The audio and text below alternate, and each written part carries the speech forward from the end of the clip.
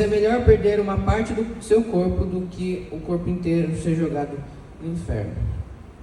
Se sua mão direita faz com que você peque, corte-a e jogue fora.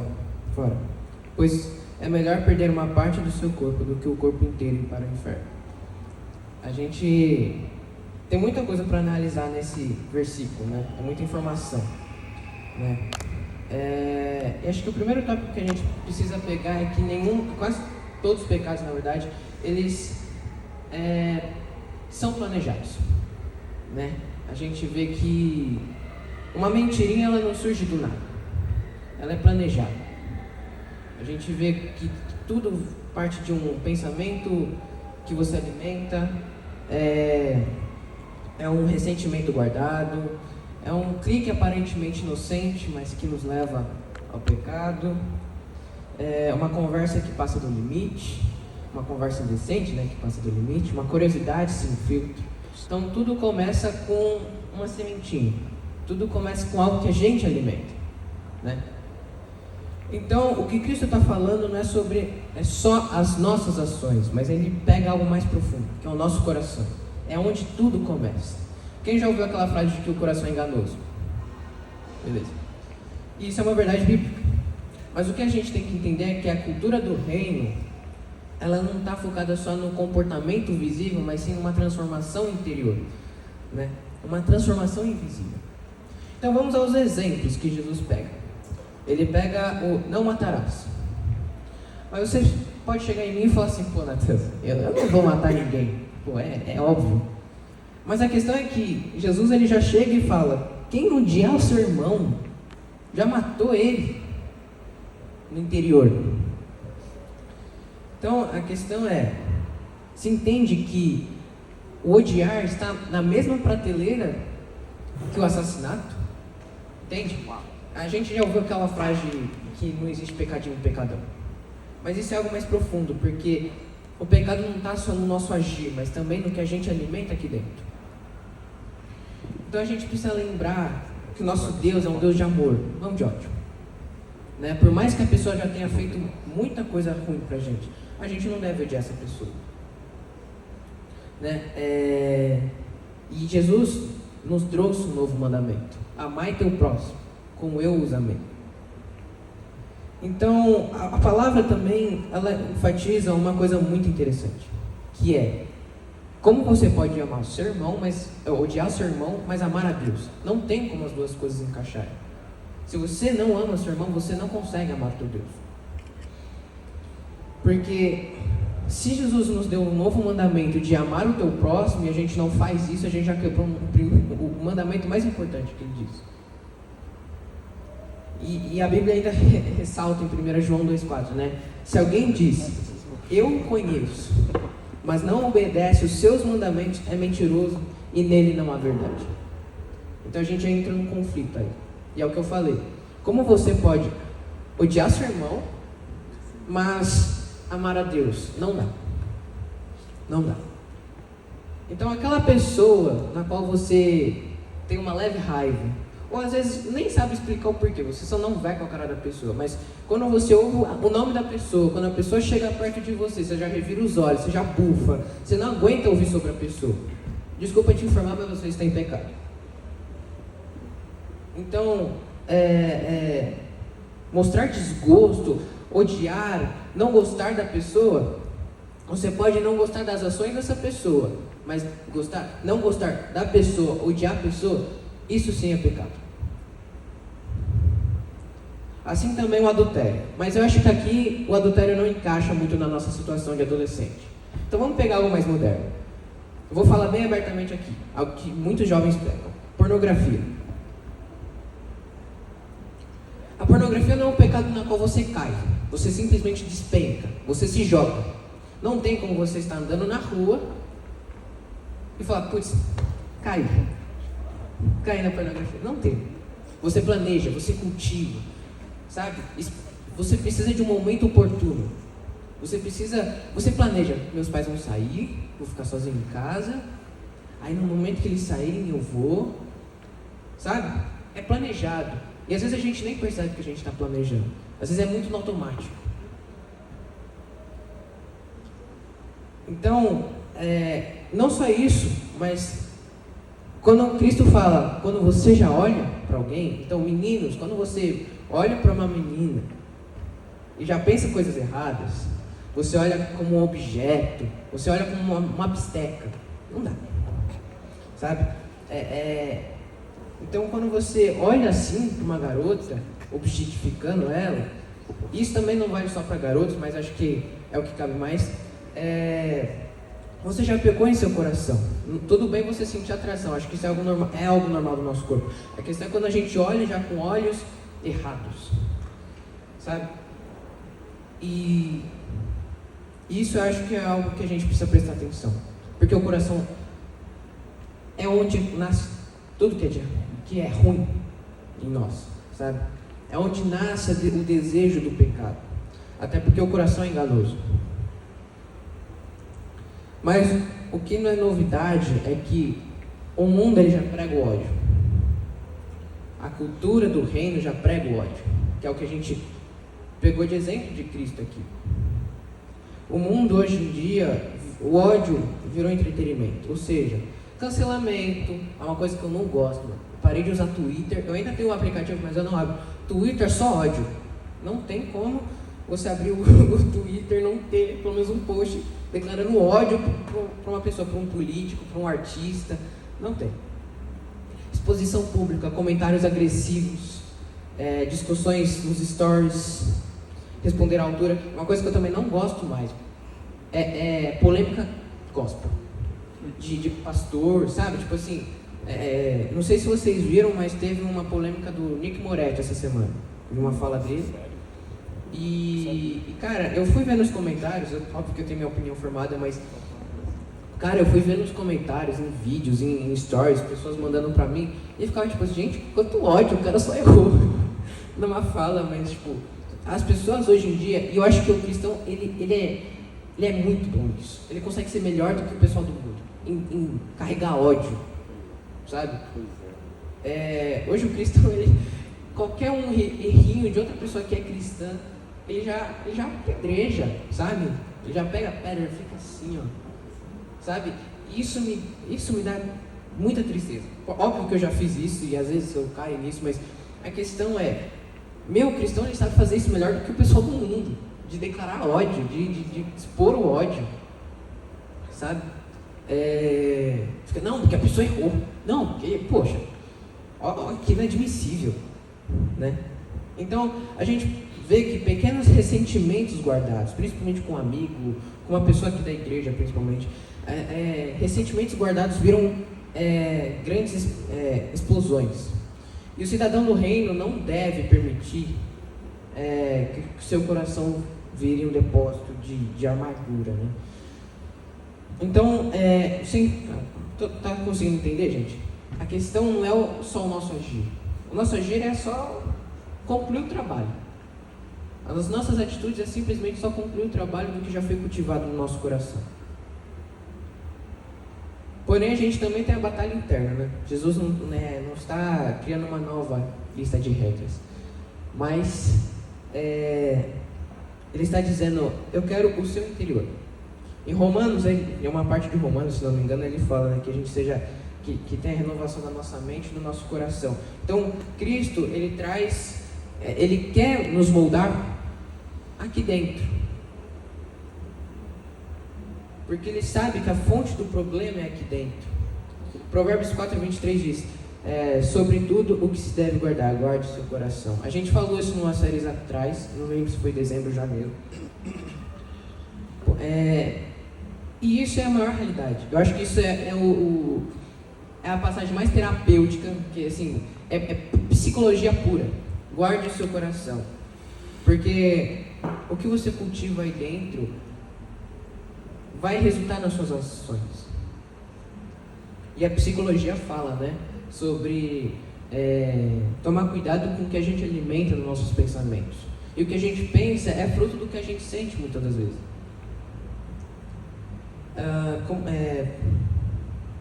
O coração é onde as decisões nascem, onde os desejos são cultivados, como a gente falou.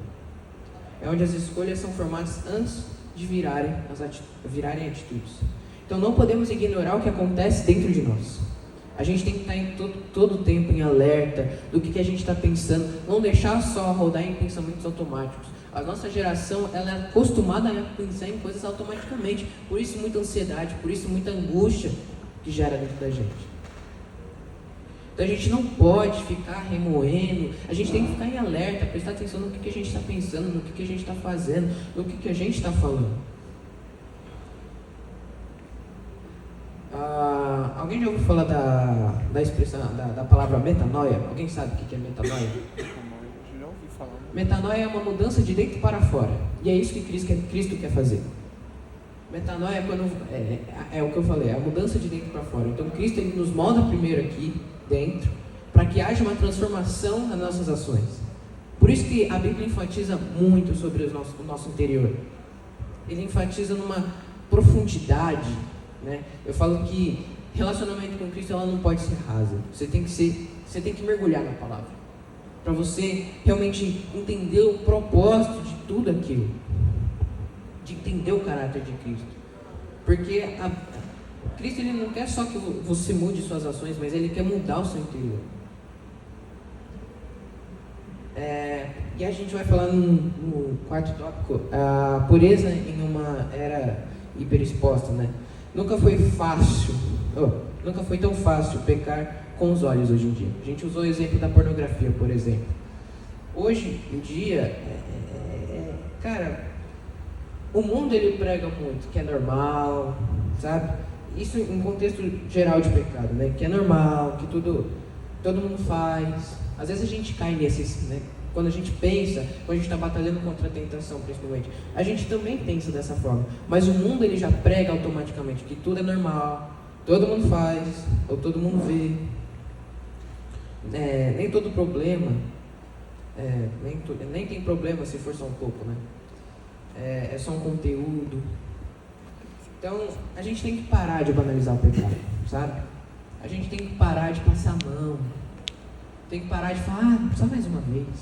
Sim, não pode ter mais uma vez. Óbvio, a gente vai pecar, a gente peca todo dia. A questão é, existe uma diferença de uma pessoa do mundo que vive em pecado e uma pessoa que é transformada em Cristo, nascida de novo, pecar. A pessoa peca porque ela está... a carne é caída. Todos pecaram, foram destituídos da glória de Deus. A questão é, a gente não pode viver uma vida de pecado. Então a gente tem que parar de passar a mão em algo que corrói nossa alma, que corrói a nossa identidade. Entenda, o reino que você pertence vai se revelar em suas atitudes. Não dá para você ficar maquiando a sua santidade o resto da vida. Uma hora a ficha vai cair, uma hora as pessoas vão perceber. Através de onde? Das suas atitudes. As suas atitudes revelam como você está espiritualmente. Em Salmo 119, versículo 9, Davi, escreve a seguinte passagem: como pode o jovem manter pura a sua conduta, vivendo de acordo com a tua palavra? E não só isso, Davi, esse mês de março, Cristo tem falado muito no meu coração, Salmo 119. E ele fala nos versículos 34 a 37, que eu acho que é importante, como a gente tem que olhar para as Escrituras. Dá-me entendimento para que eu possa guardar a tua lei e cumpri-la de todo o coração. Guia-me pelo caminho dos teus mandamentos, pois neles encontro a verdadeira felicidade. Faz com que eu queira obedecer os teus ensinamentos, em vez de querer ajuntar riquezas. Não me deixes ficar pensando em coisas sem valor. Sê bondoso para comigo como prometeste. Sabe, uma coisa que tem me confrontado é como Davi consegue ver felicidade em obedecer a Deus. Porque a nossa geração, quando você ouve a palavra obedecer e obedecer a alguém, você já fica tipo, ai, que saco. Que saco. Sabe? É o sentimento de que estão te guardando numa caixa, estão te limitando, te prendendo. Só que como Davi consegue ver felicidade em obedecer a Deus? E aí eu fiquei tipo, constrangido. Sabe? Eu não consigo entender. Eu acho que é difícil realmente de entender como a gente consegue ver felicidade em obedecer a Deus, aos mandamentos, como a gente pode ansiar. Eu acho que é assim que a nossa geração tem que olhar para as Escrituras, em obedecer a Deus realmente. E Jesus, ele não usa uma linguagem, assim, tanto faz. Ele pega uma linguagem muito radical. Quando Jesus fala, se teu olho te faz pecar, arranque-o. Óbvio, você não vai arrancar seu olho, mas é uma expressão muito forte. Ele mostra como a gente deve lidar com o pecado. Tolerância zero. Se isso te faz pecar, elimina. Se ir para o banheiro com o teu celular te faz pecar, vai sem. Se a raiva te faz pecar, controla a tua língua. E Tiago fala que a gente tem que tomar cuidado com a nossa língua, porque a nossa língua é como uma faísca em uma floresta, causa um incêndio enorme. Porque a língua do homem é venenosa. Então o que ele fala é, não trate com leveza algo que destrói a sua alma. A cultura do mundo trata o pecado como algo normal. O obedecer traz a felicidade, que Davi fala. O mundo prega que o pecado traz a felicidade, e não traz. Uma coisa que Satanás faz é enganar a gente. Ele promete tudo aquilo que Cristo já nos prometeu. Se Satanás te promete riquezas aqui na terra, Cristo já te prometeu riquezas lá no céu. Se Satanás te promete prazer em sexo, etc., Cristo já te prometeu isso no casamento. Se Cristo já te prometeu alegria, paz lá no céu, Satanás te promete paz aqui na terra, algo que é uma paz falsa. Então, é isso que a gente tem que entender. Satanás tenta fazer a nossa mente para que a gente caia, mas quando a gente entende que Cristo já prometeu tudo aquilo, não vale mais a pena. Acho que a fonte de obedecer a Deus é você entender que o obedecer a Deus é porque é um cuidado dele, e que realmente Cristo é a única coisa que pode satisfazer. Eclesiastes é o livro mais obscuro que dizem, mas ele é pura realidade. Nada daqui realmente satisfaz. E é isso que a gente tem que entender. Quando a gente entende que tudo aqui na terra já não satisfaz mais, aí que a gente entende a realidade do que é o amor de Cristo, do que realmente nos preenche. O reino trata o pecado como algo que corrói nossa identidade, como a gente falou antes. E a disciplina não é uma prisão. É o que a gente falou. Obedecer a Deus, para nós, obedecer já remete a algo chato, algo que tem que seguir regra. Porém, Cristo ele fala, Paulo, fala na verdade, que tudo me é lícito, mas nem tudo me convém. Ou seja, a gente é livre para fazer o que quiser. De verdade, a gente é livre para fazer o que quiser. Agora, os nossos atos têm consequências.